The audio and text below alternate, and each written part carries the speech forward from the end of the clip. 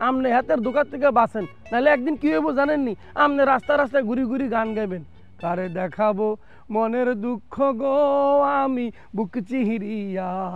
নীলপরি, নীলপরি বলছে ভাই আপনি ভুল বলতেছেন, সে অনেক ভালো মানুষ, হ্যান্ডসাম বয়।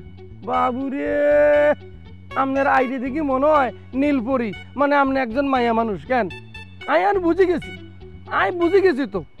হাতে আমনেরে ভোলা ভালা প্রেমের জালে ফাঁসাইয়া আমনেরে মনে করেন সে ধোকা দেওয়ার জন্য রেডি হয়ে গেছি। কি এরাই শোনেন নীলপরি, আমনে হাতের দোকান থেকে বাঁচেন, নাহলে একদিন কি হইব জানেননি? আমনে রাস্তায় রাস্তায় ঘুরি ঘুরি গান গাইবেন, কারে দেখাবো মনের দুঃখ গো আমি বুক চিহিরিয়া। এরপরে যে কি হইব জানেননি? আমনের বুক ফারি, ভিতরে যদি হান্দায় আমরা কিচ্ছু পাবো না, হাতের শিলাকুটাও আমাদের বুকের মধ্যে পাওয়া যেত না। অতএব আপনি সাবধান।